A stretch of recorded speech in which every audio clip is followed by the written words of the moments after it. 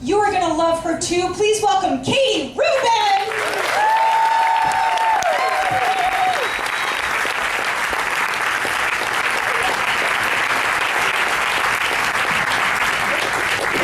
What's up, everybody? Oh my God, there's so many of you. How's it going? There's the people over in the weird seats. I'm gonna have to angle and think about it and plan. How's it going? You guys seeing me here in my quinceañera dress? Feel like kind of like a pretend girl. That's okay. That's good. You gotta pretend every now and again. Wow, this is so great. It's nice. We have a wireless microphone tonight. I'm really excited. Usually you got a microphone, with a long cord, and it connects somewhere, and you're dealing with it all night. You're kind of wrapping it around shit, and it's kind of a situation. I like these. There's nothing here. It's easy to work with. I work with a lot of microphones. You people, however, do not work with microphones. And this is how I know that you don't. Because when you see normal people, healthy, loving, normal people such as yourselves, unlike performers, healthy, loving, normal people dealing with a microphone, what I've noticed is there's one of three ways you guys deal with a microphone. You do one of three things with a microphone. You're going to take a microphone in your hand. I was at a Baja Fresh recently. Baja Fresh, making healthy choices, eating chicken on a Tuesday. That's what you do when you're grown up. Making healthy choices. Baja Fresh. Lady at the counter had the stretchy mic with the metal, that mic, and she did this into the microphone. Normal lady doesn't work with microphones. Number 42. Number 42. Number 42. The dinner is here. Number 42. Getting cold. It's getting cold. Nice. Yeah, you gotta make some sound at it. You gotta make some sound. It amplifies your sound. You gotta make some. Next thing I like normal people do with microphones is this. They do the other thing. I was at a wedding recently, and the gentleman, the father of the bride, did this. Thank you all for coming to my wedding, my kid's wedding. If you weren't here, it wouldn't be a wedding. It'd just be me yelling.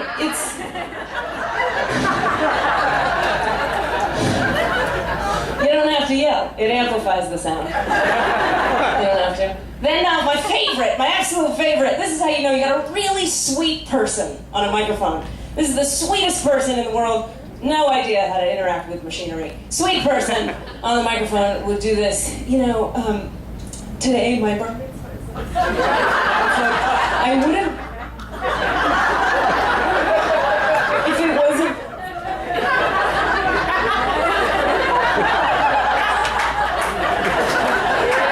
Such a part of.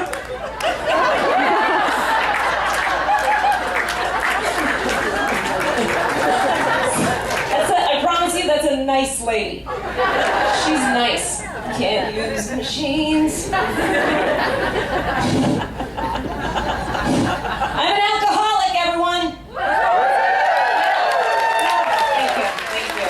Thank you. I worked hard. I'm an alcoholic. Any other alcoholics? Make sound. Yeah. Oh, that was a weird noise you made. That was like a half like we hate ourselves. And half like, yeah! It was very conflicted.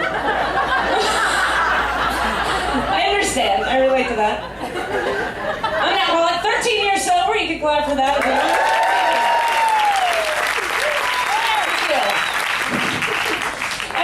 Some of you know I was raised by alcoholics. My dad is an alcoholic. Yeah! What's up, front row?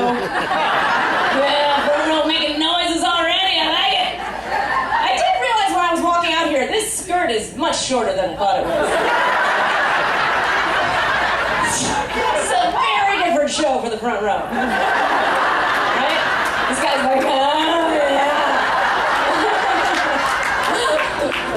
It's very different. So they're below me. They can see. I don't want to talk about it.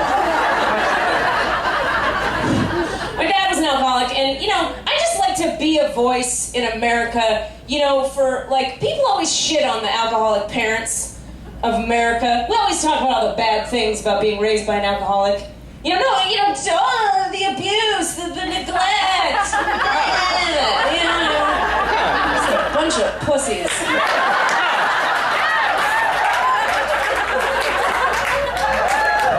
Come on. Nobody talks about the good things. Nobody talks about them. Okay, I don't know about you guys, okay, but for example, okay, all of my childhood friends, at one point or another, got to see my dad's testicles.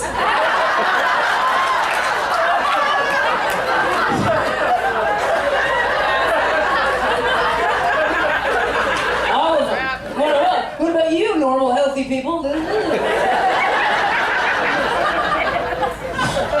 It's something about, they got to see the testicles. It's true, they did. It's something about the combination of doing tequila shots and then passing out on the patio in your 1980s runner shorts.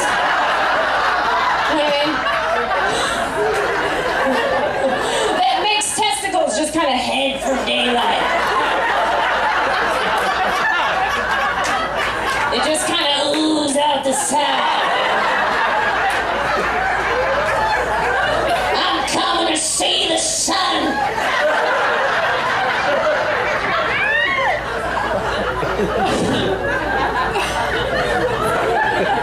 And all my little 6-year-old friends would come over and they'd be like, Katie, your daddy's asleep on the patio. I'm afraid. Because no 6-year-old should be seeing a grown man's testicles is the point. It's the worst thing, right? That's the worst. That's the single worst thing you could see as a child. There's nothing worse. That's worse than anything else. It's worse than if you saw like a dead animal on the road. Or like a severed limb. Or like that red thing that comes out of a dog penis.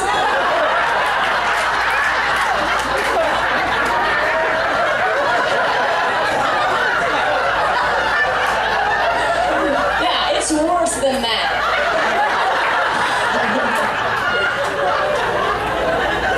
The lipstick. Did you ever call it? Isn't that gross? There was always your friend who'd be like, it's the lipstick. Like, even when you were 6, you were like, Timmy, don't talk. It's just fucking weird. My dad was awesome, though. I shit on him. My dad was great. He gave me some really great advice when I was young. He gave me these words of wisdom when I was far too young to hear anything like this. He said, kid, let me explain something to you about life. Only thing you need to know about life is every problem that ever happened because somebody put something they shouldn't have in their mouth.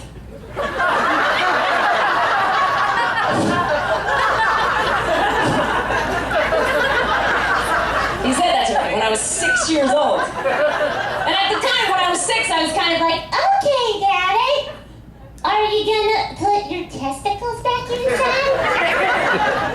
Okay. Like, I didn't get what it meant. It seemed weird, but I didn't quite get it. Then when I was like about 15 or 16, I started to be like, he has a fair point. It's a fair point. After I was sober a few years, I was like, fuck. I should have listened to him on that one. Shit. Those first 7 years would have been a lot smoother. You put all kinds of stuff in your mouth, makes bad things happen. Drugs and alcohol, too much sugar, too much caffeine, the wrong words. You could say the wrong things with the wrong words in your mouth. That guy's penis, you can put it in your mouth. Just don't.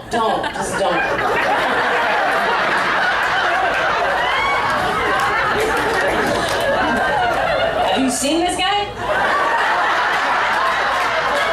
Hold up. Very tall.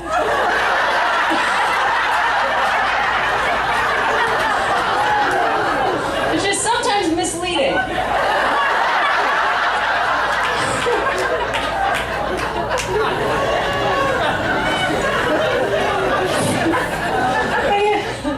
I go to a lot of meetings. I still go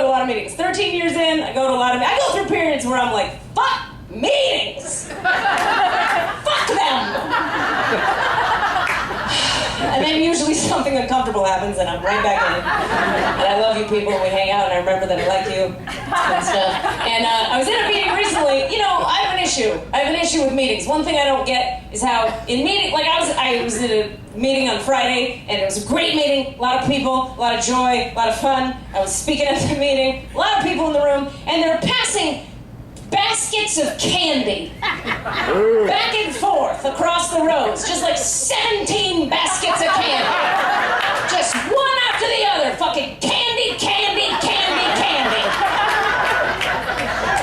Fucking alcoholics cannot sit still for 20 goddamn minutes without placating your little 8-year-old ego with some fucking chocolate.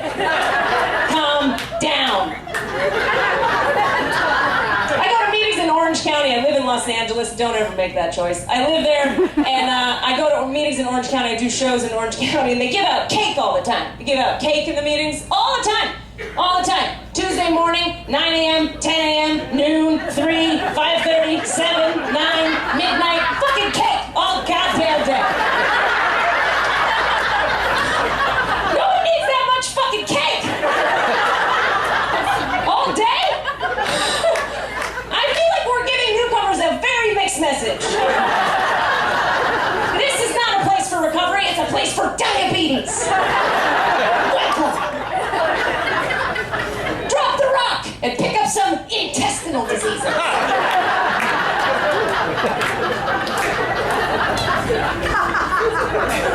Come on now. Hate it when we do that. You notice how normal, healthy people never hate anything? You ever try to use the word hate around a normal, healthy person? Like, I fucking hate when they bring their fucking candy and fucking meetings. I hate that shit. Fucking Rod brought the cake. Fucking Rod, I hate Rod. Your normal, healthy friend is with you. Katie, do you really hate him? I mean, hate is such a strong word.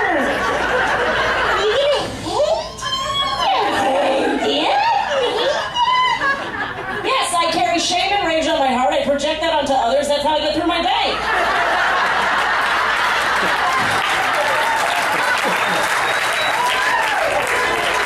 What are you doing?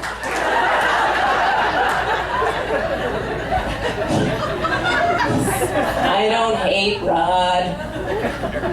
He's just reflecting an aspect of myself I haven't been.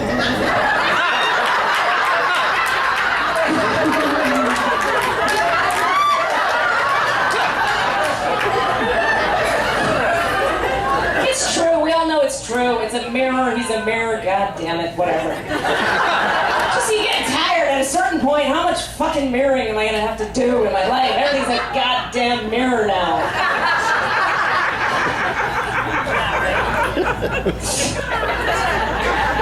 So, you know, it's probably my alcoholism that has me talking that way. Talking that way because I'm an alcoholic. We always blame everything on our alcoholism. You know that's how we fucking do that in the meetings. I was driving 85 miles an hour in a 35 zone. What an alcoholic! Well, you're a fast-driving douchebag is what you are. It's pretty simple.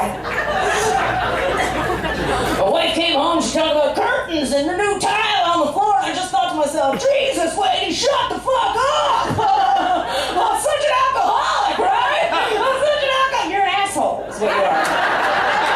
You're married to a nice lady, she needs some accoutrement, you're a douche about it.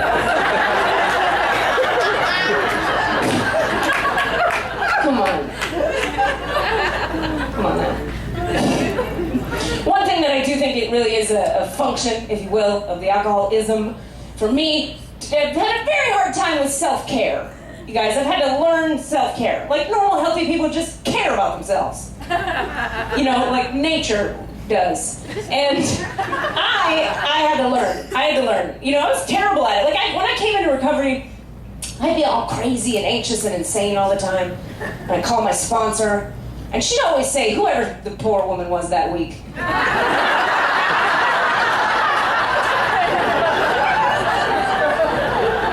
She'd always say something very kind, and totally useless.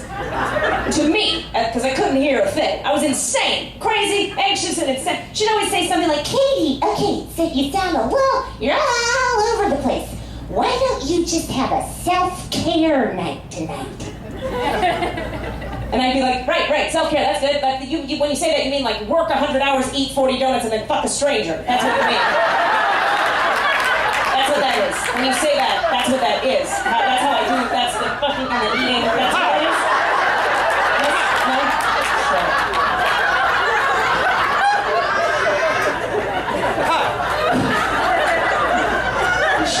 She'd be like, No, honey. No, listen, it's simple. You're gonna go home, okay? You're gonna take off your clothes. Just gonna get in a bath. You're gonna feel so much better when you get in a bath. You get in a bath, you feel so much better.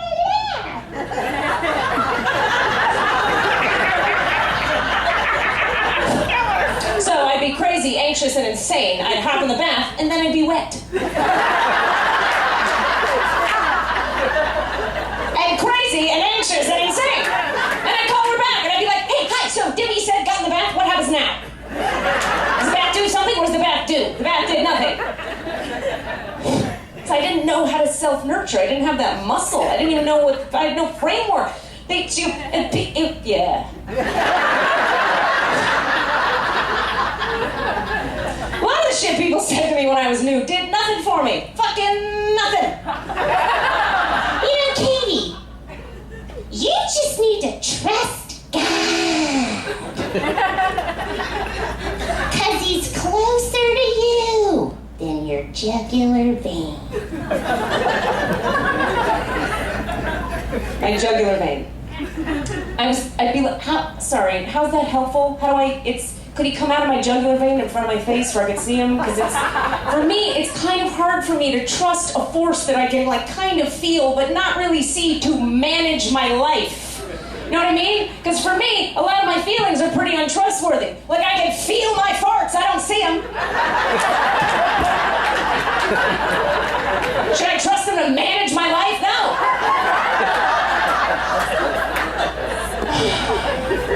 You don't know what that shit means in the beginning. Come on now. But I got good at it, you guys. I practiced. I acted as if, right? I acted as if. I did behavior modification. Acting my way to right thinking, right? So I learned. I copied normal, healthy people. I did what you guys did. I learned from you, and I have it ingrained in me now. It's very simple now. I have a system. It's very simple. I do what healthy people do. You know, I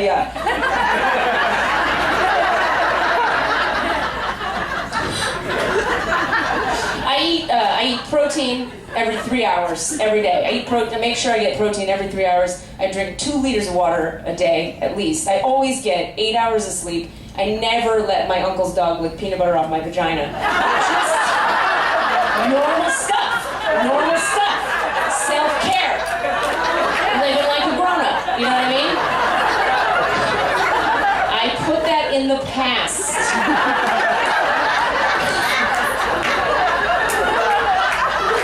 Just don't do it one day at a time.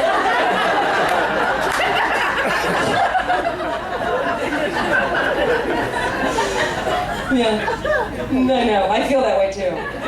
She's like, oh my.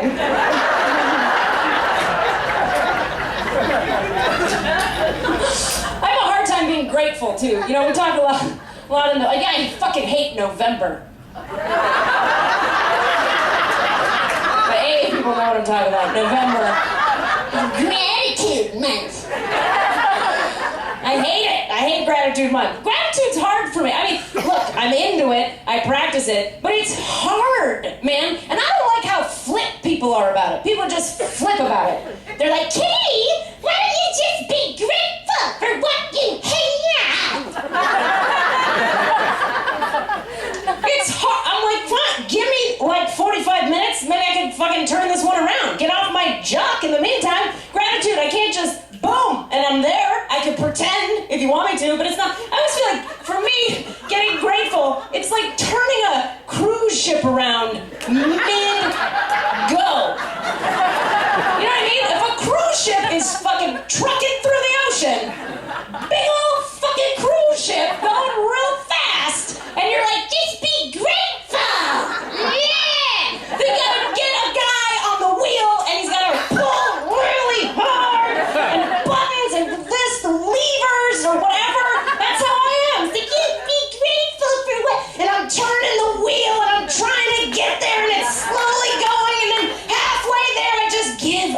that shit is hard. It's just being negative. For a minute, spiritual people, for a minute. Just for a minute. I am very spiritual now, everybody. I'm very spiritual, as you can tell. I went to a 3-year energy healing school. I did that, I committed to it. I wanted to learn how to connect with the light of the divine and bring it into my system. I did that. I went there because I wanted to heal my trauma and free all the rage and the shame and the anger that was living in my being. And that happened for me, and it's amazing. And I do very esoteric, weird, out there healing stuff with people, private clients now. I do that, I channel stuff. I'm a psychic person. I do channel wisdom readings for people. It's fucking out there, right? I'm spiritual. I'm real spiritual.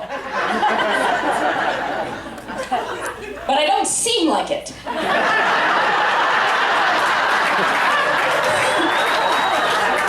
Right? None of you right now are interested in a healing with me. No.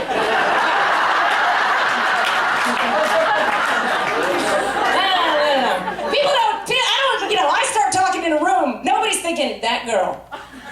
I bet you that girl went to a healing school. She spends a lot of time pulling entities out of the back of people's hearts.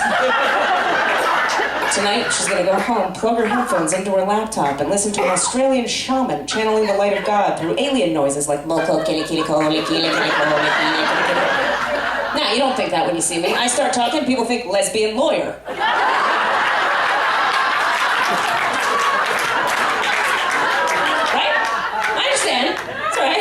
Lesbians are good, lawyers are good. I'm not either. That's what people think. People want me to litigate their shit. I don't even know what that means.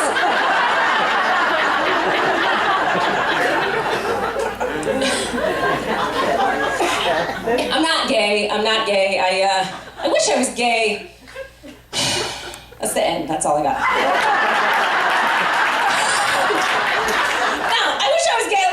Women hit on me all the time. The women think I'm gay all the time. It's very flattering. It's very sweet. I'm always like, I wish I could say yes to you. I'm not gay though. I'm like, I am.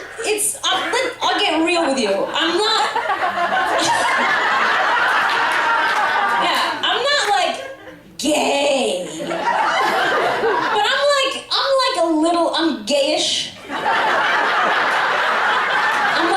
I'm like gay light. You know what it is? I'm gay adjacent.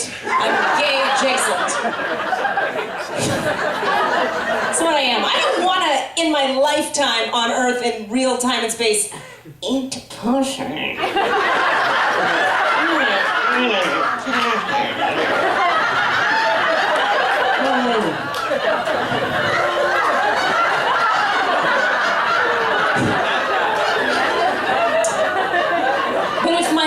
Life is getting a little dull. I'll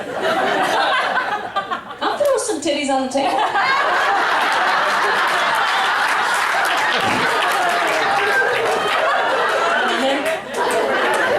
I'm gonna squeeze, get your face in there. Why not?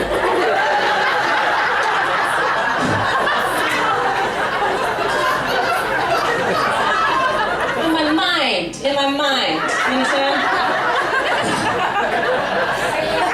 Gay adjacent. So I went to this healing school and I learned amazing things. I learned how to connect with the divine in a way, that I never thought. I didn't know what I was in for going to this place. I really didn't.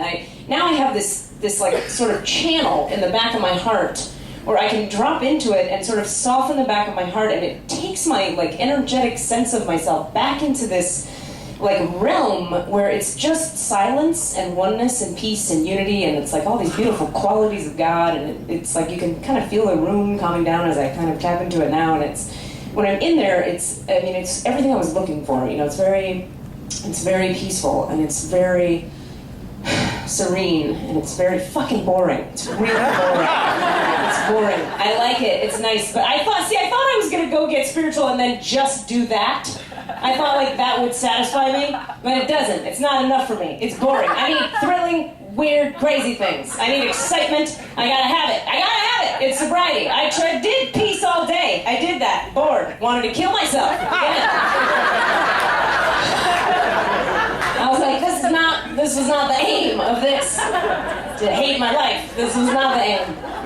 So I gotta have thrill rides in sobriety. You know what I mean? I gotta have excitement. I gotta have a party to go to. I gotta have some fun to look forward to. You know what I'm saying? I gotta have a little fucking adrenaline. We come in and we're like, hey, let go. You're addicted to adrenaline. Be addicted to adrenaline. Drink your coffee, newcomer. Do it. But I'm saying, I still need it. I need it. 13 years in, I need it. Here's the problem, though. Thrill rides in sobriety, like excitement in the party in sobriety, always comes mixed with terror. You can't just have free thrill rides anymore. It's not just like, wow, it's fucking mixed with terror. For example, when I pre-sobriety, on the way, the party situation was awesome all the way through. Okay, on the way to the party, at the party, after the party. Blast! Exciting, thrill ride. On the way to the party, we're gonna get so fucked up! Wow! At the party, I'm so fucked up! After the party, oh, I feel like shit, let's go get fucked up again! It was a good time, all the way through. Now, thrill rides, excitement, and sobriety comes with terror. This shit, this is my thrill ride, right here. This is a party, everybody. This is it.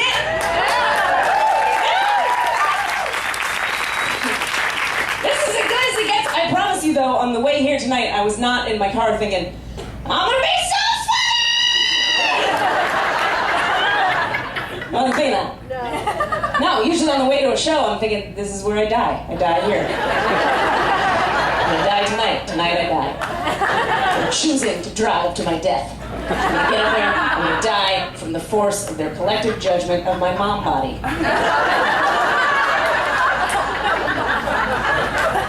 I've embraced it. I have a mom body. I understand it. I don't have any kids, but I have a mom body. I do. I got like the apple belly, flat ass, and triangle saggy boobs of like a sad minivan soccer mom. Don't misunderstand me. Some minivan soccer moms are hot. I would not be hot. I already have I gotta go. I never had perky boobs, you guys. I never had them. When you're 16, you're supposed to be pert and taut with the boobs. I never had them. No, my boobs never went ping. They never did that. My boobs were always like an educational documentary about gravity.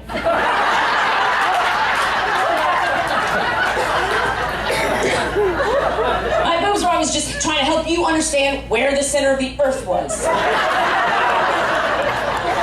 Confused? Follow Katie's boobs. Yeah, so I went to this healing school, you guys, and I thought, yeah, like I said, I went there because I wanted perky boobs. No. I went there because I wanted to heal my stuff, and I thought, you know, actually, Alicia and I had a conversation about this before I went to healing school. I was talking to her, and I sort of had this idea that I would go to healing school and become like a rock star badass. See, I thought when you got rid of your trauma and your pain, you became like invincible and strong. I did not get that you actually become like soft and open. I didn't know that was the aim. I thought we were gonna be, but like Alicia warned me. She's like, okay, you're cute. Go ahead, good luck. Go get strong. But don't be surprised if it goes different than you think. But I was, what do you fucking know? And I went, and I got all fucking softified. And I did not, that was not the plan. Like I went to healing school kind of like a rageful Eeyore. From Winnie the Pooh. You know, kind of like, oh, Balder, fuck you!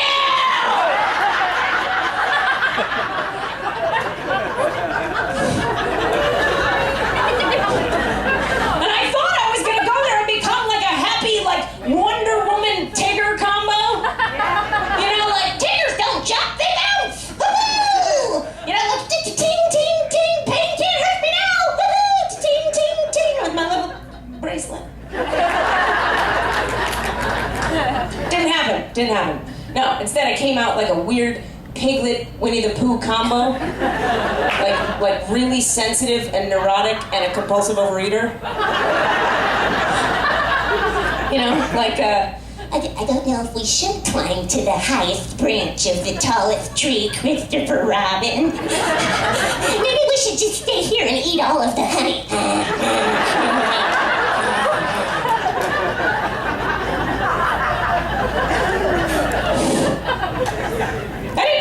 Vulnerability. I had no idea it was about vulnerability. I didn't know. I thought it was I was gonna feel better. That's all I wanted.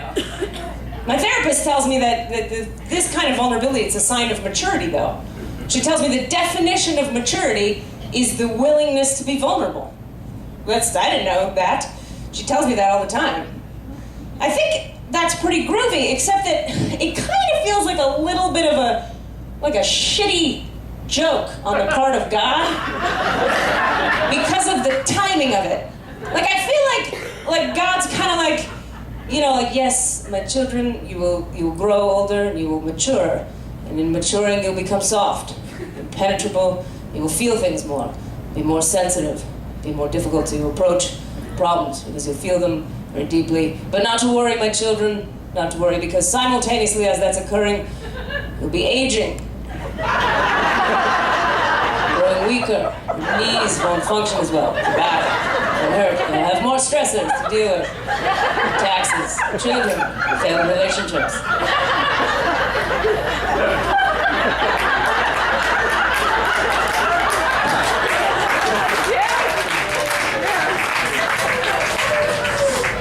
You're welcome.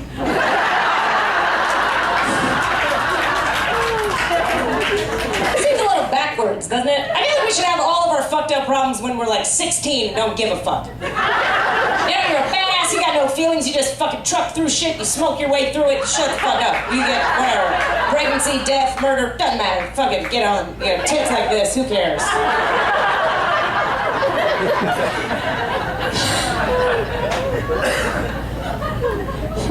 My therapist also says that, this is what she says. She's like, Katie. She doesn't talk like that. She just bothers me. So.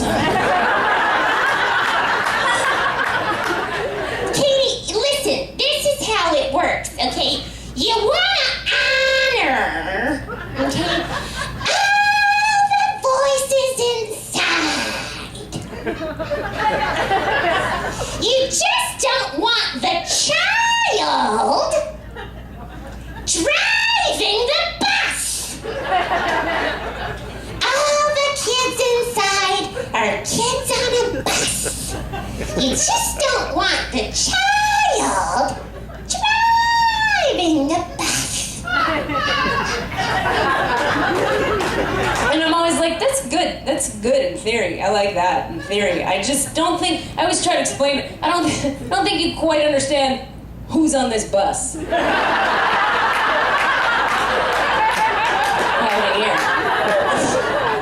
got some folks on the. I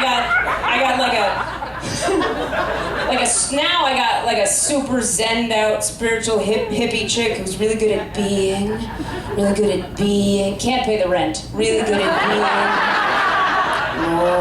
Got her. I got like the angry ex-Catholic, my mom, rageful, judgy introject who just hates all of you. Just you exist. She hates you. That's happening. Then I got the neurotic, compulsive overeating, sugar, carb addicted, childy, Winnie the Pooh combo. You don't want driving a very sticky bus if you're driving it. Then I got like a manic, wild, ADD, very creative inner child. She's brilliant, she's great, she can't drive any fucking... My point is, anybody driving this bus is driving it over a cliff and straight into an institution. Not gonna be good. Nobody should drive that bus. It's gonna fall midair, light on fire, land, die. No bus driving. This bus has to be fully surrendered to the light of God, because this bus is fucked.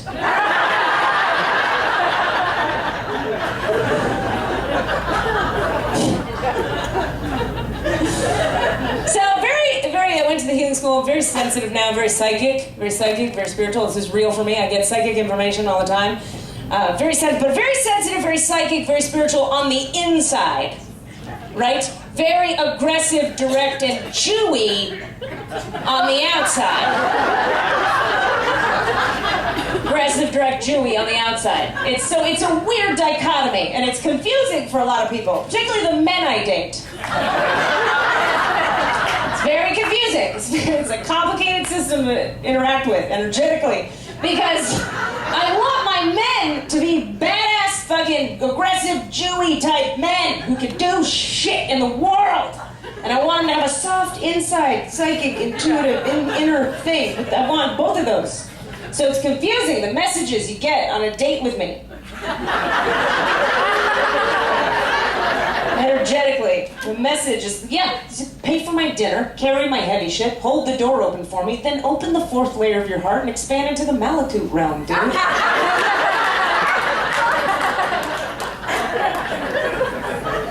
Man up.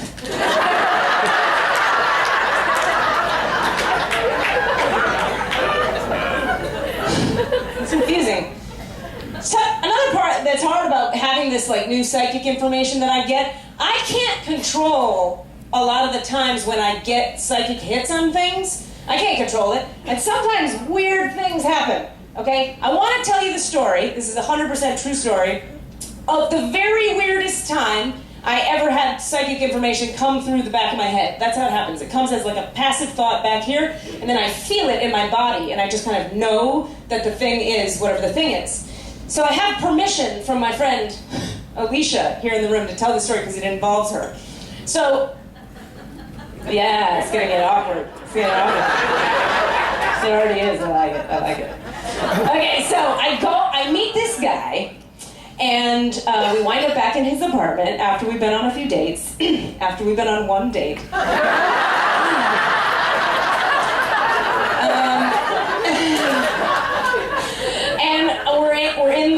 We're in the bedroom, we're in the boudoir, and I'm astride him.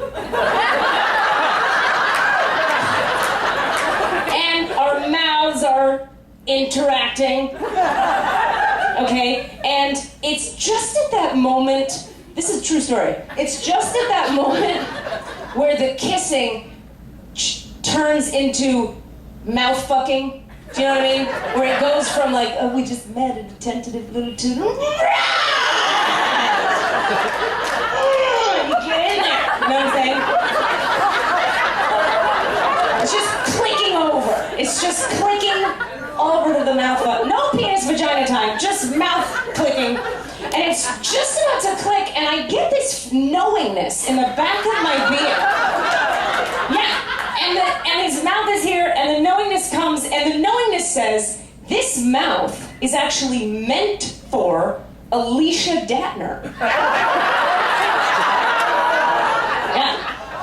Yeah, so I'm with him, and all of a sudden I pop up off of him, and I'm like, ha!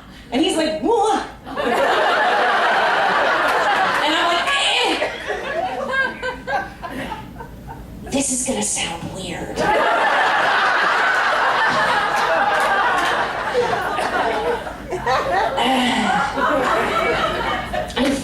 I think you're supposed to be with my friend Alicia. And he goes like this, what? And I go, what? And now we're both up, and the hairs on everything are ping, and huh? And we're, hey! And he goes, Alicia Datner? And I go, yeah. And he goes, do you know, 3 people in the last 3 weeks have tried to set me up with Alicia Datner? Yeah, not fucking around. And I was like, well, dude, get on it. Because I would not stop the mouth fucking for nothing. This is divine channeling right now. Get on that shit. And he did. I don't know, a week later he called her, they had their first date, they were together for 3 years. Yes, say wow, yes, wow. Right? 3 years they were together.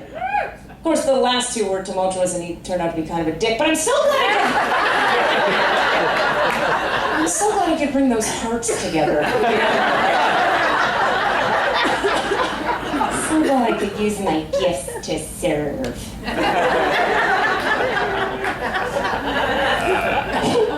So I do a lot of weird esoteric stuff. My life is very out there now, very spiritual, psychic-y, weird. This is why in recent years I've liked to date dudes.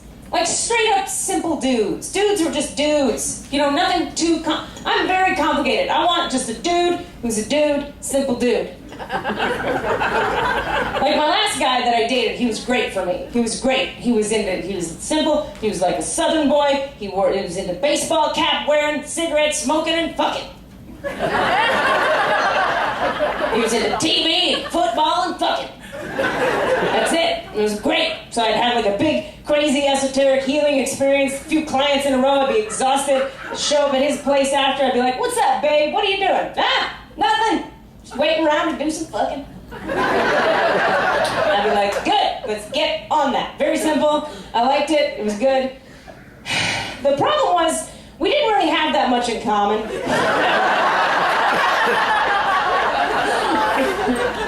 In the end, we didn't really have that. And I realized it kind of early on. I tried to break up with him a couple times. And the first time I tried to break up with him, this is a real conversation that happened. The first time I tried to break up with him, I said, "You know, I just feel like I don't know if we have that much in common. I'm not really sure why I'm in this, you know?" And he says, total straight face, no irony at all, looks me in the eye and says, "Well, maybe it's 'cause my dick's so big."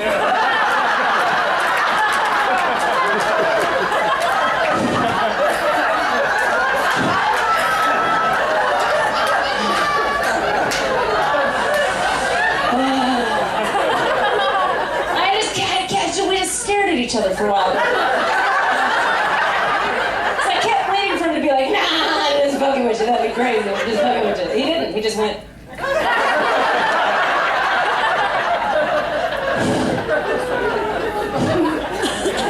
I love that he said that out loud. I love that he said that. I love that he's got an image of me. I'm at home with my pros and cons list. You know? Pros, big old dick.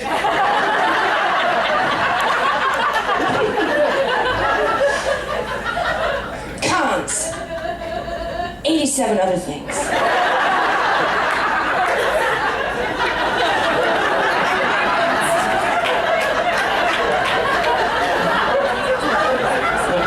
That's a keeper.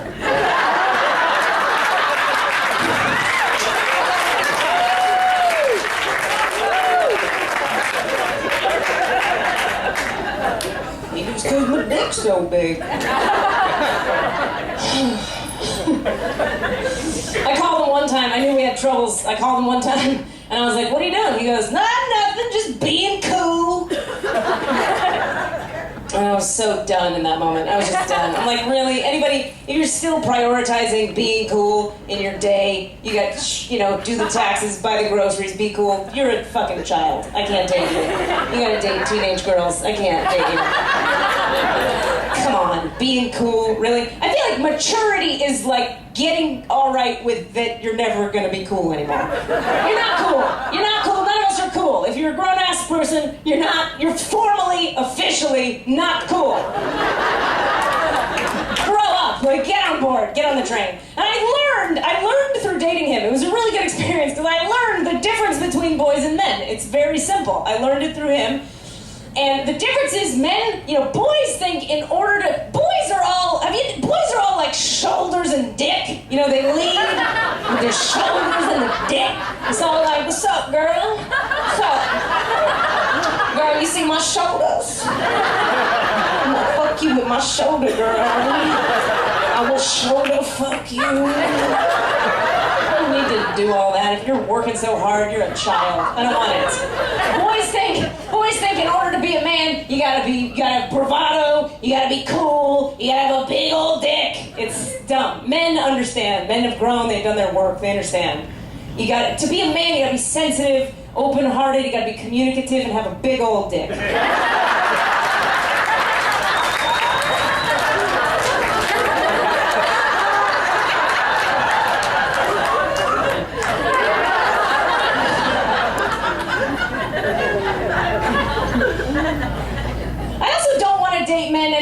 who, like, do you guys know these dudes who, like, I call them, like, overly femaleized dudes who've done a little too much embracing the divine feminine? It's cool. I want men to be soft-hearted. I want you to learn the things about the female side. I'm talking about the guys who've been to, like, one too many men's groups. You know what I mean? The guys who their idea of being a conscious man is you gotta cry all the time and not be able to hold down a job, and you want to stop our makeout session every 3 minutes to have eye contact and share about how you felt about what I said about how I feel about you feeling what I said about how you feel. No, I don't want any of that. It's too much. I feel like if you've read Embracing the Divine Feminine more than me, we can't date. You're more of a woman than I am. You can't. I don't like it. It's too much. I feel like there's one book you need. It's called The Way of the Superior Man. Read that book. It's great. Teaches you how to be manly, but soft and open. It's fantastic. It's all you need, gentlemen. I promise you. Your inner vagina is moist. It's moist. Okay? Take the tampon out and fuck me like a grown-up. Just grow up, take it out. It's too much. I went out with my childhood best friend recently. I went to Florida, we visited, we hung out, we went to dinner, and we went out with another childhood friend of ours, the third person, and she's become a lawyer badass in New York City, right? And she's at a fucking studio overlooking the things, and she wears the suits, and she's a badass, right? She's got her shit together, money, I don't know. And we were there at lunch, and she was like, you guys, I figured it out. We just have to go for soft, sensitive guys. I'm just gonna be the dude, and he can be the girl, and I'm just surrendered, and that's just what it's gonna be. And Tracy and I are looking at each other like, no. Because we have done it. I have been there. I feel like for me, this is just me, if I'm dating that guy, it's like dating like a big, like, swelling, lactating breast of a man. It's just like oozing self-pity pus out of its sad, wet nipple.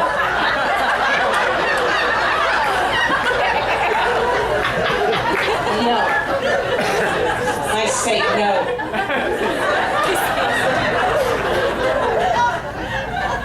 For me.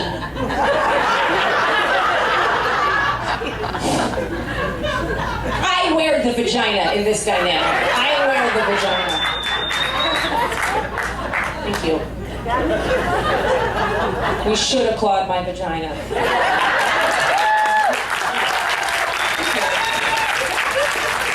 Some of you are very excited about doing that. We just met. There's another camp of men that exists. Maybe there's no one in this room tonight, but there's a camp of men too. It's a totally different camp I'm kind of done with. These are the dudes who think they got women all figured out. They got us all figured out, and it's very simple. They got the formula. They figured us out. All we want is a man with a huge cock. That's all we want. They got it figured out. They know what we want. We want to do with a huge cock. We want him to come over. We want him to manhandle us. We want him to take us by the hair and work us over with it.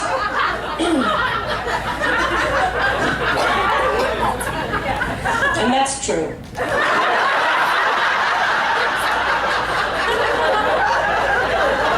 It's true. But there's a point at which it goes too far. For me, there's a line in the sand. If a man comes to my house, unzips his pants, and his penis is the width of my head, I am not excited, I am frightened. But those dudes, all of them, everyone I've ever met, they all say the same thing. They all say the same sentence. They go like this, they go,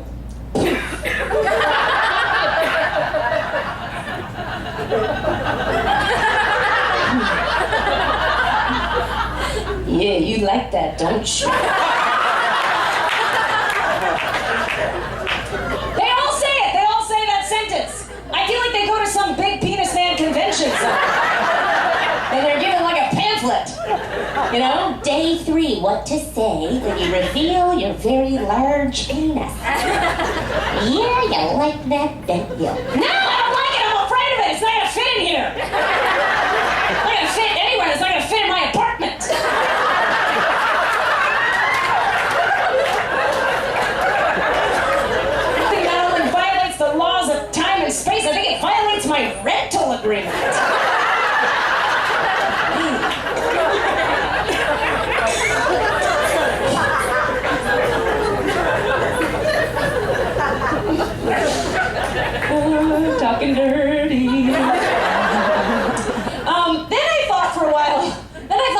solution was to date spiritual guys. Right? Clearly, if you're having problems, normal dudes, date the spiritual guys. If you're a spiritual girl, spiritual guys. Learned a few things about that choice. Spiritual dudes, they're okay. They can be real arrogant, though, sometimes, about their fucking spirituality. Dudes get real into how spiritual they are. And when I went to the healing school, there's a lot of spiritual guys there. Very spiritual, very high states of esoteric learning and consciousness and surrendering to the oneness and you can be living in very high states of vibrational ecstasy and be a douche at the same time. Like, I dated this one guy and he would say shit like this. You literally would say things like, yeah, you know, I meditate 2 to 3 times a day. My guru calls me to India a couple times a year to lead seminars in his name. I can levitate both consciously and unconsciously, and I never eat dairy.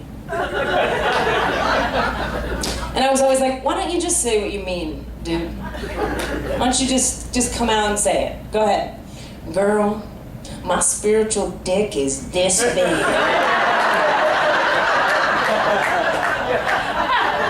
Girl, I could fuck you from India with my spiritual dick. I will astral project fuck you into another dimension, girl.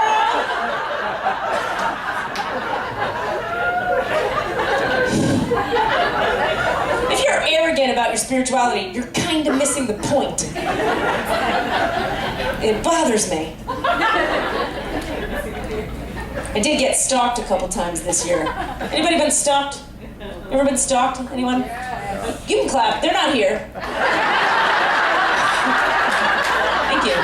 Probably. I got stalked 2 times this year. Never been stalked before. I've stalked people, but I've never been stalked. 2 times in a row. It was the worst. There was nothing cute about it. It was the worst. It was scary and gross. And I have a sponsee in the program who is presently being stalked, and her best friend, was recently stalked, so we've been like talking about the stalking. And like, her friend got the dude that's stalking her, left her on her front stoop, an eggplant. With a bow on it.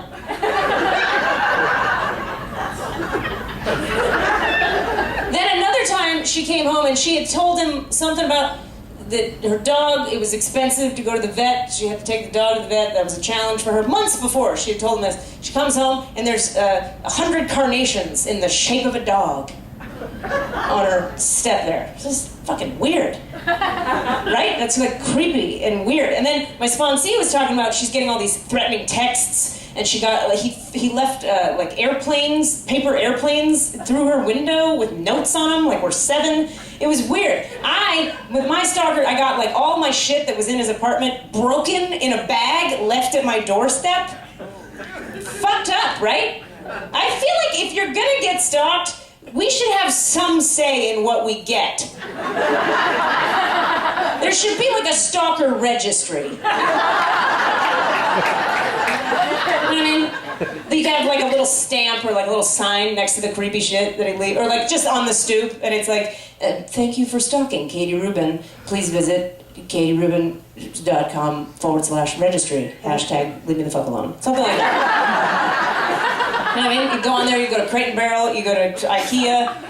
For the Jewish girls, straight to the bank, to the Bank of America, click.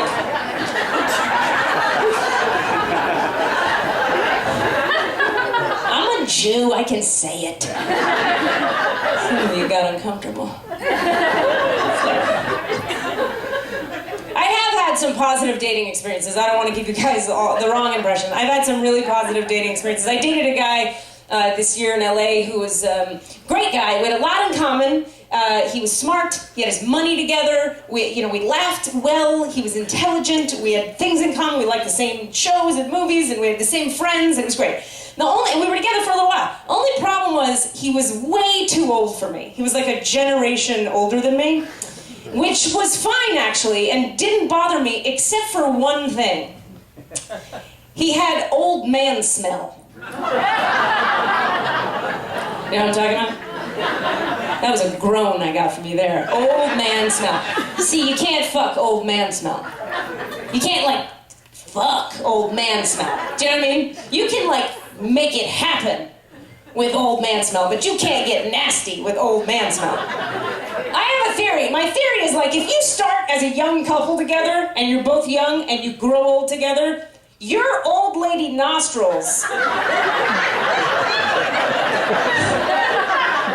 are desensitized to his old man smell.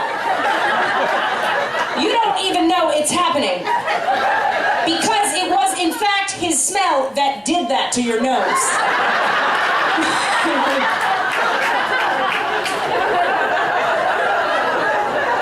What if you got young lady nostrils and he's got old? It's not gonna work out.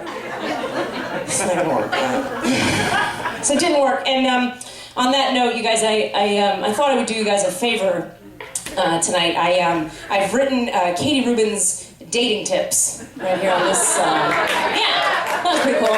Katie's dating tips, because clearly I'm someone from whom you should take advice. These are my dating tips. I've gathered them over years of hard work on the streets.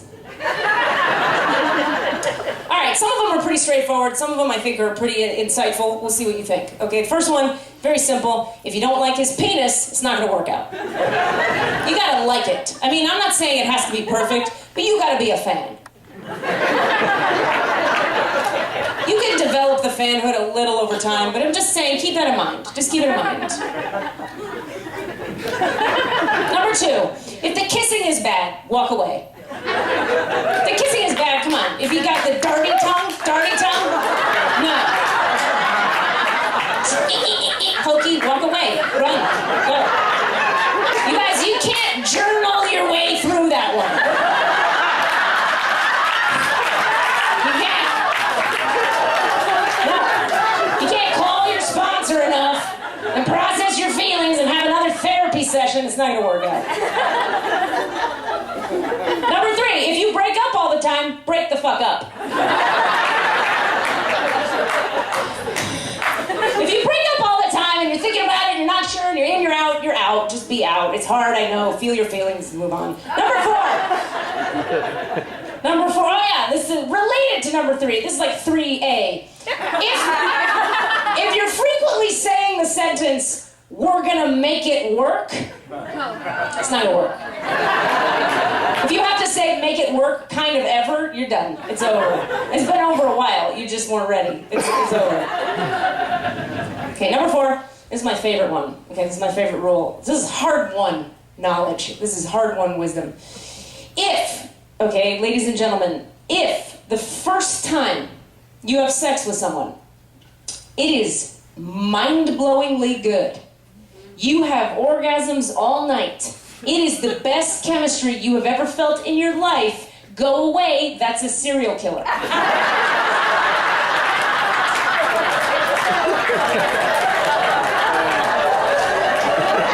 Promise.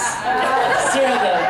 It's a case of what I like to call too much chemistry. Too much chemistry is a problem. Because later, when he's a douchebag, you can't hear the douchebag words because the sex energy just has you.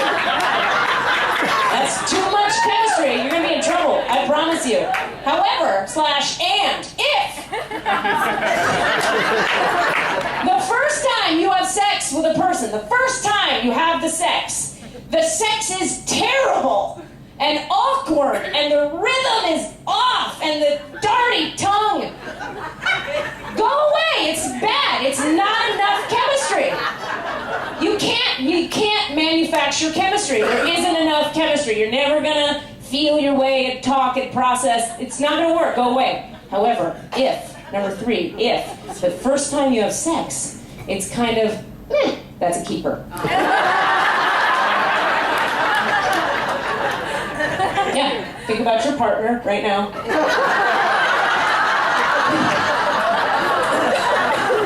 I'm telling you, if it was, it's a good choice. Good choice.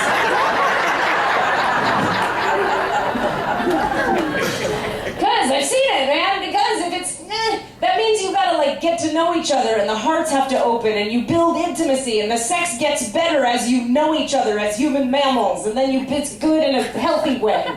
It's right in the middle. She knows what I'm talking about. He looks so uncomfortable. You're like, who's this guy next to me?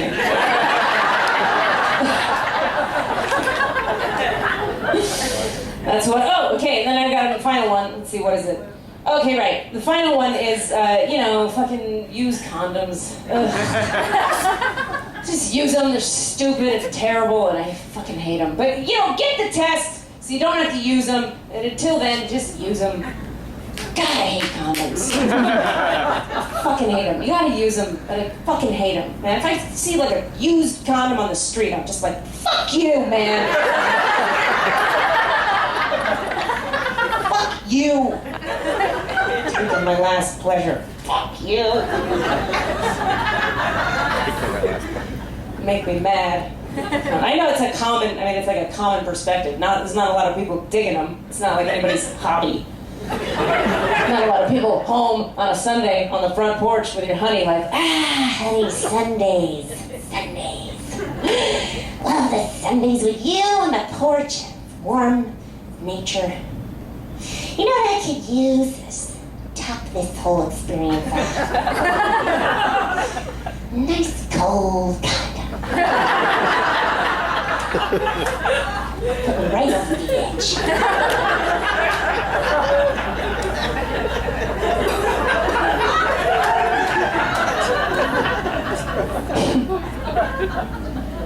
Relationships are complicated. We all know this. They're hard, they're complicated, you gotta do a lot of work. It's work, right? I didn't know that when I was younger. Now I know, I understand. This is why for me, some of you have heard me say this before, this is why for me, to a certain degree, I can't really hang with this anymore, but like to a certain degree, I miss the one night stand. Do you know what I mean? I miss it a little bit. I met one person nodding, one honest person. One honest person. And I know her. I know all about it. I miss the one night stand a little bit. I can't handle it emotionally anymore, but I miss it a little bit. You know why? Because you can do whatever you want in a one night stand. You can go crazy in a one night stand. I did some crazy shit in one night stands. Why? Because I could. No consequences. You're never going to see them again. You could do whatever you want. What? You want to put cheese doodles in my asshole? Sure! Hey, get in there. Get in there. Pack them in.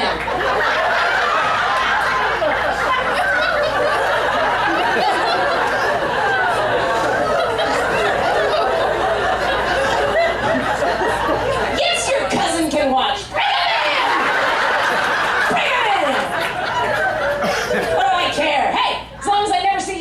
You can light my vagina on fire. I don't care. Do what you want to do. I used to date around a lot when I had really low self-esteem. And a lot of low self-esteem dating.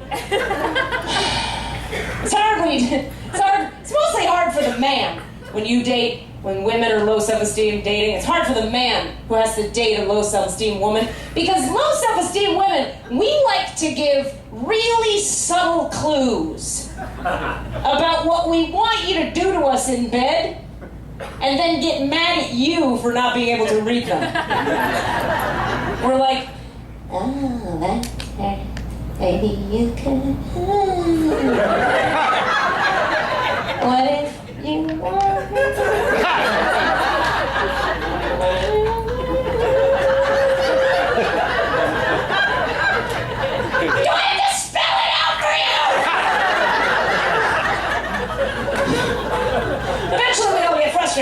Of course, the man is always like, yes, please, spell it out, make it simple. Men want things simple, right? We want bullet points for men. Men want instruction manual, bullet points, simplicity, clarify. I understand that. I respect that. I appreciate it. I made mine up. I have a card. I carry it. Laminated. It's in my wallet, and I have a second one in the bedside drawer. It's all written out for you. It's bullet pointed. It's simple. Laminated. Can't get destroyed by nature. I love it.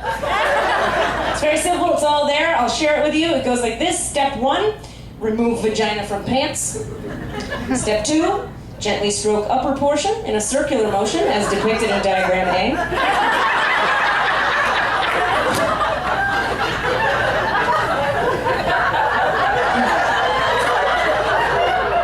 Step 3, insert 2 fingers, not 1 or 3, 2 fingers into vagina while repeating step 2 with tongue.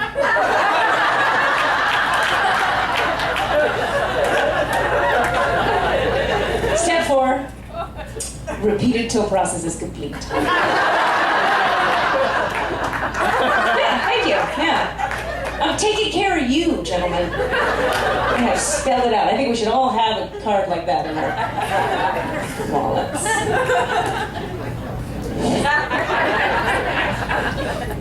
So I'm very spiritual.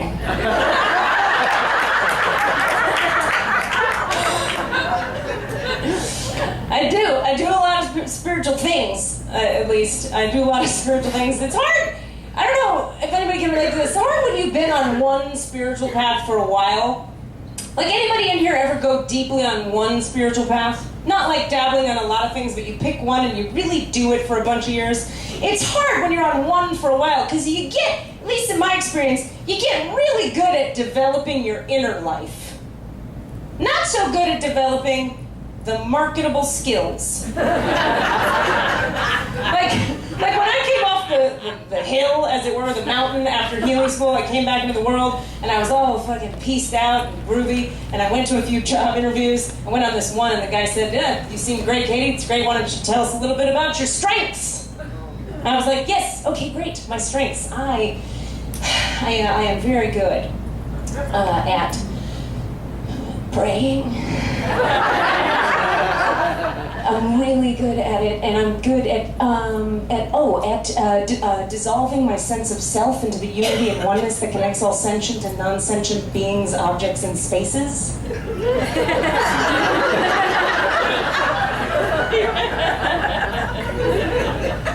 Excel? No, I can't use Excel.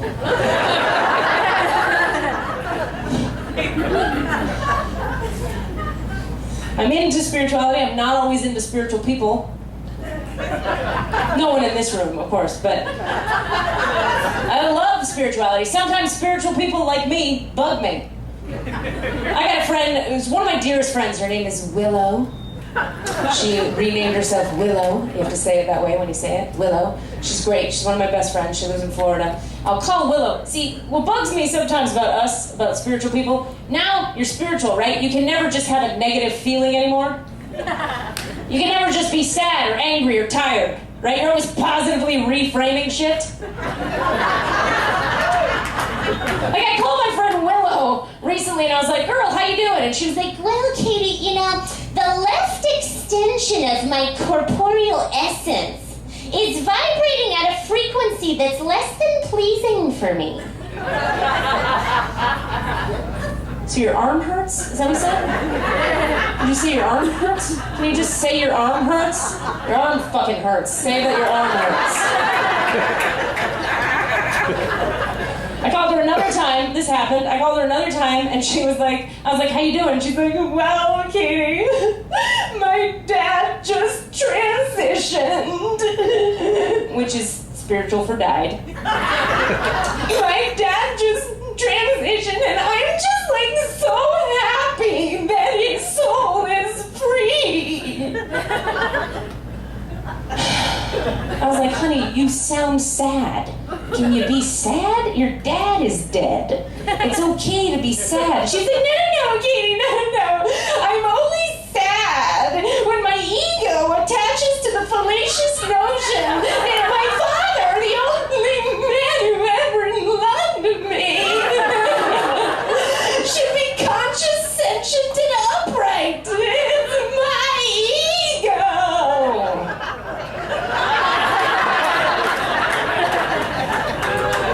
You can be sad. Jesus.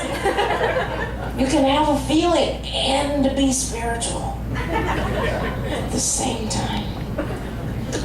What I really like is people who are new to spirituality. People who are new to spiritual practices or new to sobriety. I love that shit.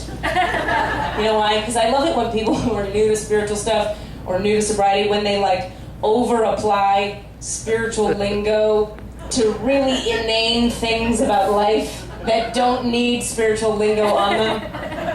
You know what I mean? Like, "What are you doing there, John?" "Ah, just making an enchilada, God willing."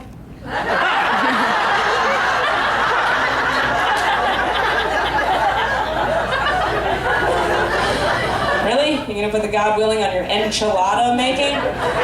Hey, you never know what God's plan is, Katie. You never do. Maybe this microwave blows up while I'm making this enchilada, huh? Maybe I lose an eye in the incident. Maybe that opens my heart to the suffering of others. I become a male nurse at a children's hospital. You never know. Which is the kind of thing I like to respond to with my favorite early sobriety, spiritual, annoying, pithy phraseism. You know what, John?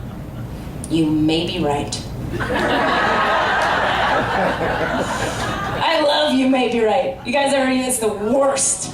It's the worst. You may be right. It's very zen, very middle of the road, right? You're not picking a side. You're not committing. You're not saying, you know what, John? You're a dumbass. But you're also not saying, yeah, I agree with the foolishness that just emitted from your face holes. You're not going there. You're not committing either way. You may be right. It's very zen and very passive aggressive. I hate that shit. Another one that I hate, I'm not gonna lie to you, it's a recovery thing. We do this in recovery. Keep coming back. Not a fan of keep coming back. I'm a fan of keep. You guys know what I'm talking about? Keep coming back. Make a sound. Okay, great. Are you all right? I feel like there's two ways you can. It's okay, keep coming back if you say it the cool way. But if you say it the douchebag way, I kind of hate you.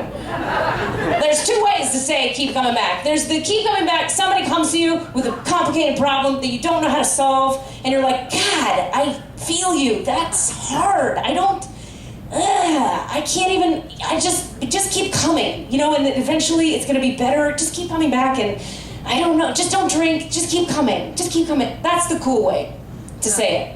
The douchebag way is, yeah, just keep coming back. You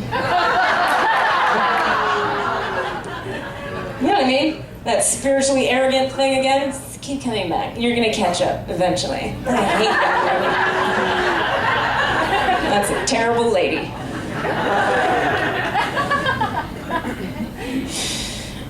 We're gonna go here. I'm a little nervous about this joke, but we're gonna go here. I think you guys can handle it. You're pretty loose and groovy. Right? We talked about dicks already. You're all right. I went to the healing school and I learned some things about religion that I didn't know, that I actually came to respect religion more. I used to sort of hate religion. And I learned a concept in this healing school that I like about religion. They said, religion is not designed to be, it's not just the senseless dogma that you follow because you should. They described it like this. They said, the spiritual practices and the mysticism are like the sap of the tree of you, okay? The sap glows through the tree, gives the tree its sustenance, okay? The religion is like the bark of the tree, and it acts like a protection and container for the sap. Okay, so without the bark, the sap would just run wild, it would gather dust and get dirty. Without the sap, the bark has no depth and no meaning. So you need both, and they feed each other, and I love that idea. I think it's a very nice idea. My issue is, I don't like when religion says that two ladies shouldn't drink each other's sap. Why not? Why not? The sap is flowing. Drink up.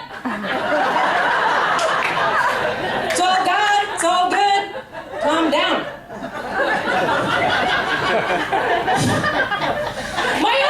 Thank you. I told you I was a fan of that one. All right. My other thing about religion that pisses me off, there's a few, but these are my top two. This one really bothers me. I don't like when religious people think or claim that their religion is the one true path. That makes me fucking crazy. I understand if your religion works for you. Work it. Rock it. Go team. That's great. But don't go around, it's the one true path. It's just crazy to say that. Like, why would a God show itself to one group of people correctly and show itself to another group of people incorrectly? That's a douchebag God.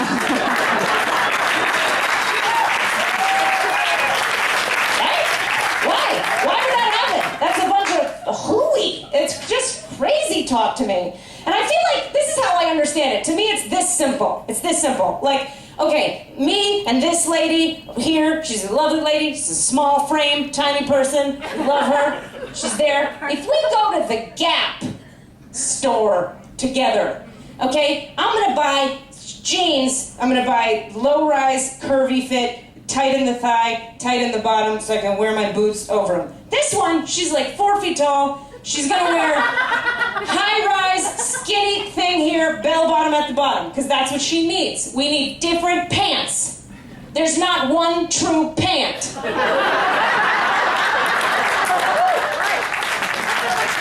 Many pants to God.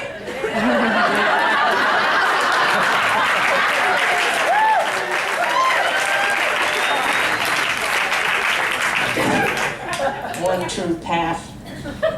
So cocky. Can we applaud for Reverend Georgia for being amazing?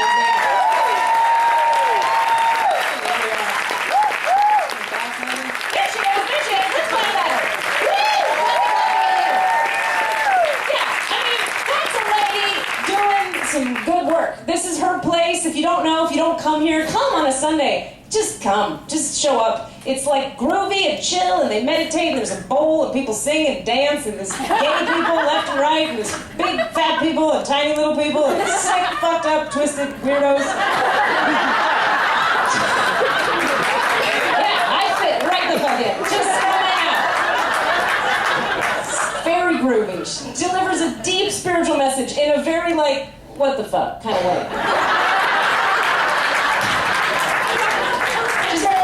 Here's the deal. People are a pain in the ass. We have to rise above it. I know, it's terrible. We gotta do it.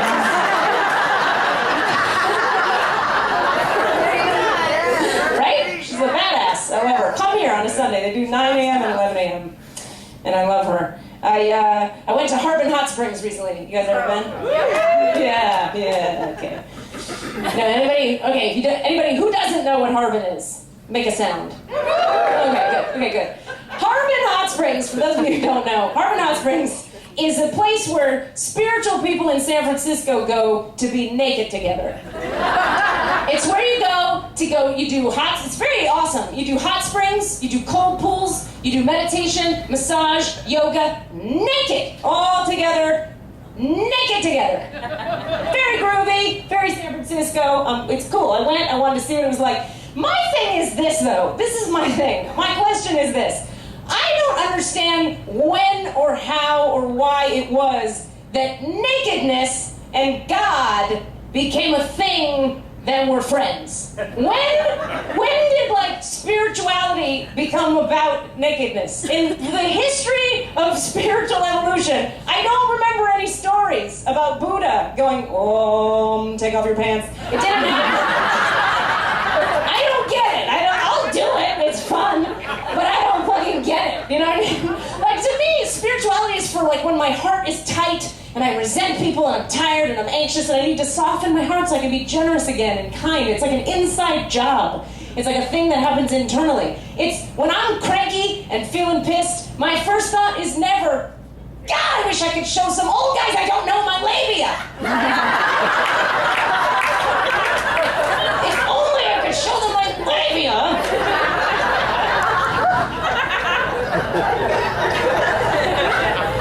Doing that has never once softened my heart. I don't get it. I like it. I'll hang out. I'm not judging. I just don't get the connection there. Another thing that was awesome about Rubin, I went to Rubin and I came in and it was just a sea of penises. As far as the eye could see. This many penises. Just an ocean of penises. I've seen many penises in my day. I've seen them. I'm not gonna lie to you. I've been around the way. But I saw some shit at Rubin I have never seen before.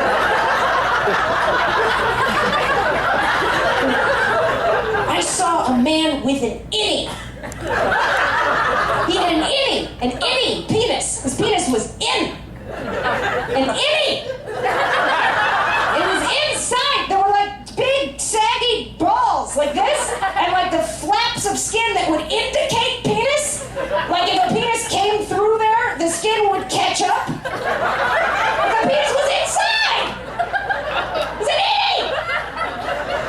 I saw that! Ew.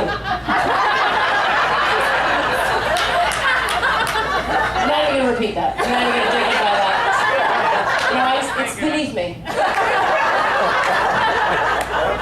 Honey, just keep coming back.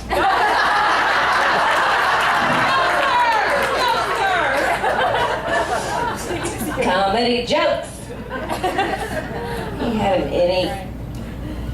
I went to Harbin. And by the way, I would like to announce this right now, you guys. Every gentleman in this room, this is like a public service announcement, okay?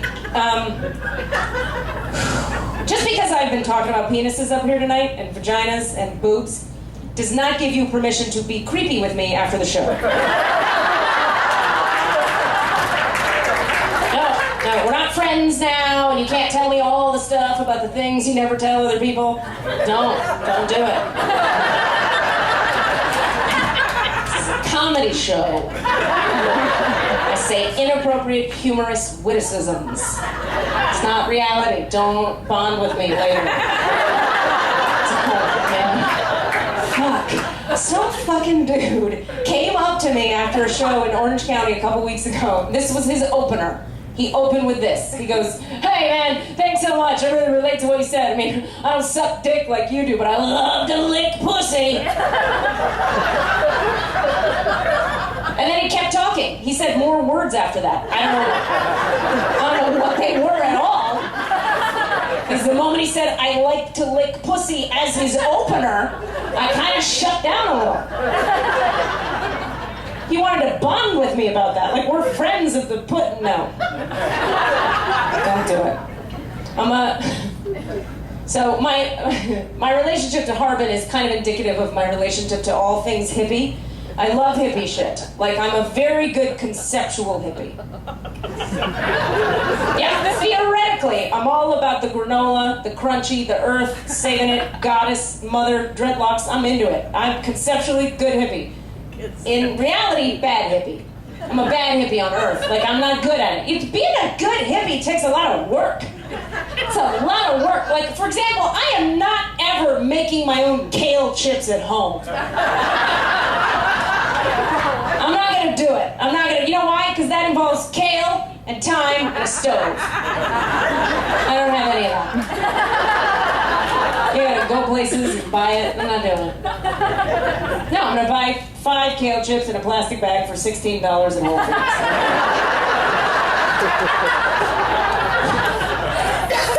Like a grown up.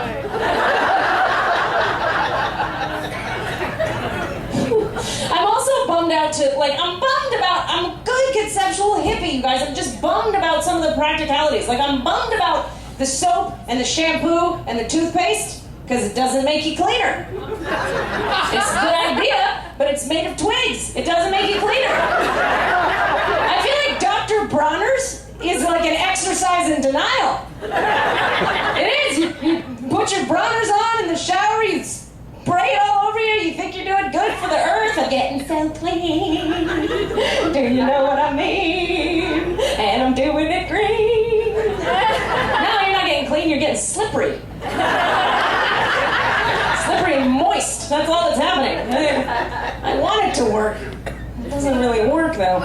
I want to start to wrap up, you guys, with some ideas like this. I want to tell you about. Let's talk about money a little bit, just a little bit. I'm working on my money consciousness. That's how we have to say it, right? We're spiritual now. Working on my money consciousness. I am. I'm working on it. I've come a long way. But here's my issue. My money now, these days, is very bipolar. Like, I'm stable, my money is bipolar. It's weird. I make like thousands of dollars quickly and then no dollars for like a long time. And it's back and forth like that. And I don't like it. I want to even it out. You know what I mean? So I gotta do some clearing work, I gotta do some consciousness work, I gotta do some stuff. And I recognize that. It's fucked up. Like my June was like this. The first 2 weeks of June, I spoke for women, like 2 women's groups, public speaking, talking about spirituality, inspiring people, touching, moving, inspiring people, thousands of dollars, paid all the bills, did all the things. There wasn't any more money. So the second half of June, I was working at a BMW dealership in Los Angeles for $9 an hour. That's fucked up. Shouldn't be that way. That's all kinds of, why did I say yes? And I should I know the thing. It's fucked up though, it's wrong. It's like if you were at the Olive Garden and the president showed up and was like, balance the budget, figured out the healthcare situation and brought you excessive carbohydrates. I get some extra cash on the side. That would be weird, right? I'm not saying I'm like the president. I'm just saying it's all backwards and fucked up. I got work to do, and I understand that. So when I was at that temp job, I was there for 3 days, and I came to an understanding. I've met this understanding before, but I think I got it this time. It takes me a while. What I came to was, okay, this is good. Temp jobs and jobs you hate have a purpose, a very important purpose. If you had a temp job that you hate, or a job that you hate, it has a single, solitary purpose, okay? Here's what it is. It motivates you to get your shit together so you can get out of that terrible situation, right? That's, right? Yeah, that's what that temp job should be for. If you're there at a job and you hate it, use the rage that's seething within you. Use it to get on the computer and apply for shit, or call people, or send an email. You know what I mean? I was there for 3 days, got my shit together. I saw 3 things at that job that made me understand what needed to happen, that I needed to leave, and I want to tell you what they were. I saw 3 things, and we're going to start wrapping up with this. The first thing I saw was a gentleman came into the place. It was a lovely place, BMWs all through the place, shiny new cars, everybody's wearing a suit to work, it was very fancy. This guy comes in, jean shorts, a wife beater, and a lit blunt. Lit blunt, smoking weed inside the dealership. Comes up to me, I'm at the desk, and the desk is like a half circle like this. And he comes up to the desk and he's like, yo, I'ma get 2 of these. I'ma get 2 Beamers, I'ma get 2 of these. You know why? Can't the cops catch you when you got 2?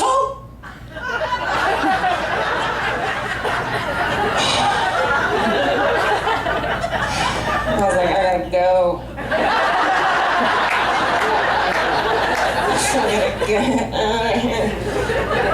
The salesman came to help him. This is all real. The salesman came to help him, and he showed the salesman his picture on his phone of his last Beamer, and it had bullet holes all through the bumper, fender, whatever, and he was proud of that. Then he got on his bicycle that he rode in and went. Ting, ting, ting, ting, ting, ting. Rode his bicycle away.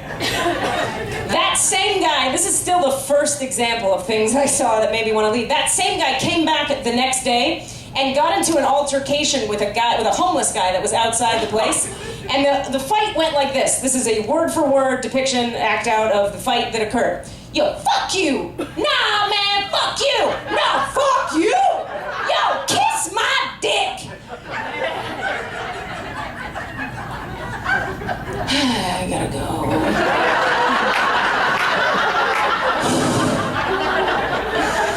Can't be where someone's saying, kiss my dick.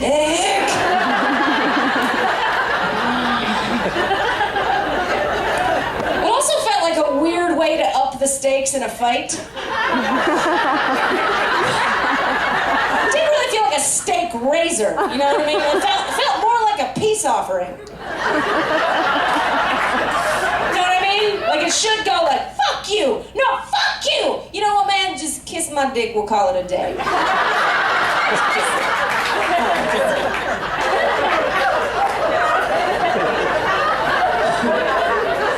Like a peace offering, like a peace pipe.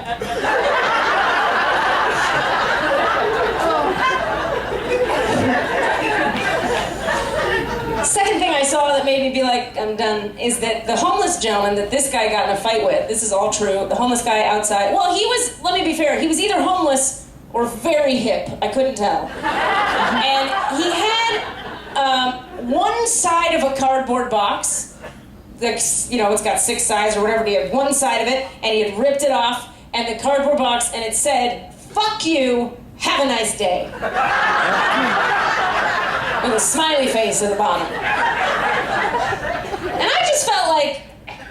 this guy's marketing team just did not really have a cohesive message. You know what I mean? I was confused by the approach. It felt very like, go away, come here, go away, come here. It was conflicted, it was messy. Do you know what I mean? I felt like, I don't know what the product is. I don't know how I'm supposed to interact with the sales guy. Is he selling? Is he buying? I don't know what's happening. You know what I mean? You don't see that. That's not how it works. You don't see big, successful companies out there doing that kind of confusing shit, you know? PetSmart is not advertising like, you're a dick! Puppies are soft. You can't do that. It's confusing.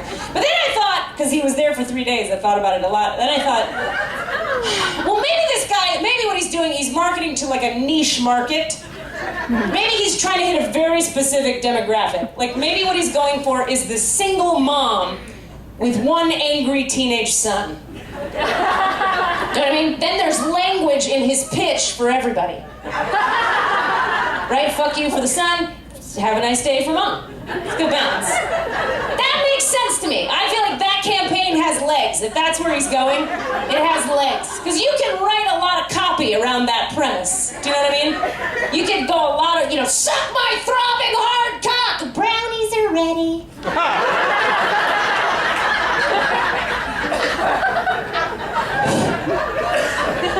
It's good. Then, that happened. And then the final thing I saw that made me get my shit together was this. There was an Armenian gentleman, and now his Armenianness is irrelevant to the story except for the accent you'll hear shortly. The Armenian gentleman who, I was there for 3 days, and remember, I'm in like a half-circle desk, right? And this guy spent the entire 3 days just kind of sharking me. Just kind of sharking around the desk like this, like wouldn't ever look me in the eye, made no eye contact, did not say a thing, just kind of sharked me from his side shark eye, just creepily checking me out from this phone. I'm not looking at you, I'm not looking at, but he's sharking me. It was really uncomfortable. It went on for 3 fucking days. Finally, on the 3rd day, I was at my computer like this, and the circle was like this, and I was over in this corner, and I was in the computer like this, and this guy just materializes in the chair next to me.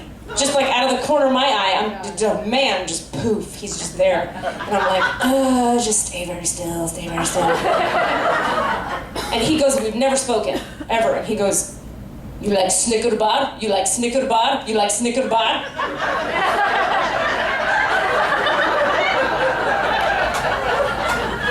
Three times. I was like,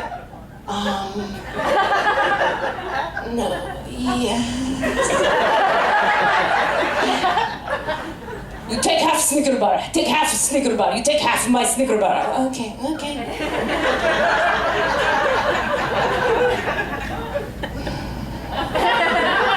Just trying to go back to my work, pretend that's not happening. And he just sits there and just stares at me like this. I'm just typing. Fine, but not words, I'm just typing. Finally he goes, due date? Due date? Due date? Yes, I date. I'm a human mammal. Yes. What are you into? What are you into? What are you into? Why do you say everything 3 times? What are you into? What do you mean? What your type? What's your type? What's your type? Funny, smart, spiritual, maybe sober, I don't know. Sober. I smoke the weed. I smoke the weed. I smoke the weed. That's okay. All right. How's that working for you? Well, I used to smoke the weed every single day. Then I said, psst. Now only smoke the weed 3, 4, 5, 6 times a week. 3, 4, 5, 6 times a week only. Smoke the weed 3, 4, 5, 6 times a week. Only times. And then I quit the job.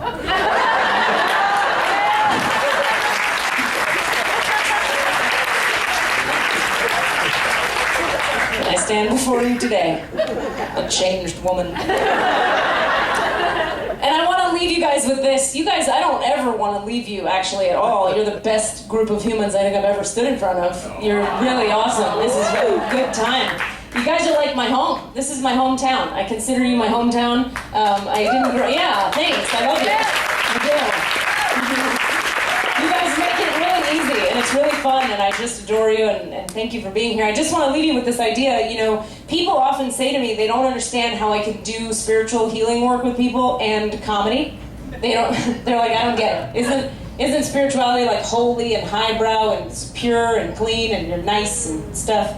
And isn't comedy about like dick and sucking and fucking and pussy and darkness, ego and opinions and meh?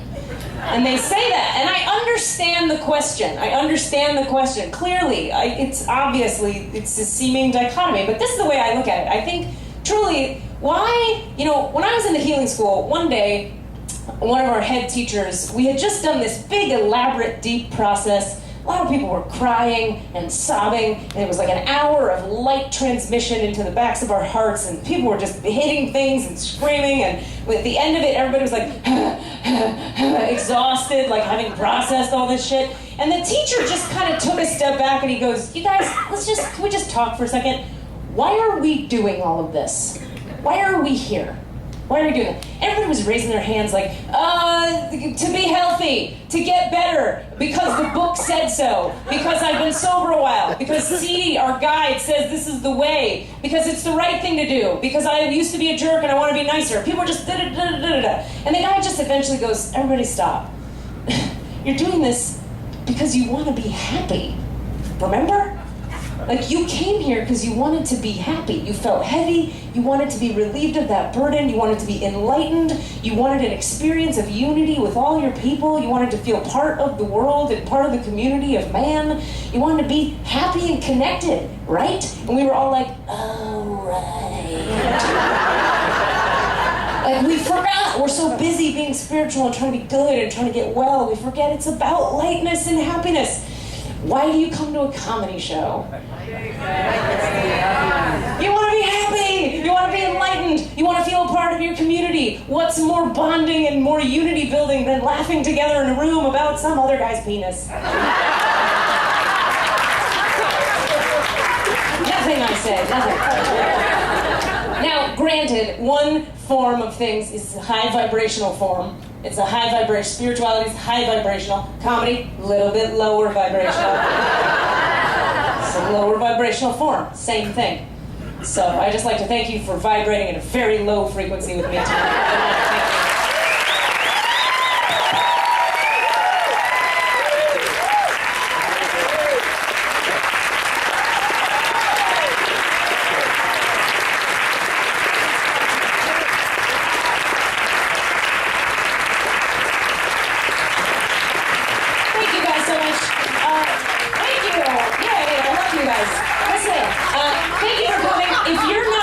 On my mailing list, if you don't get emails harassing you incessantly from me, please, I'm going to stand here for many minutes. Come up to me and give me your email and I'll put you on the mailing list. Otherwise, have a great night. Thank you.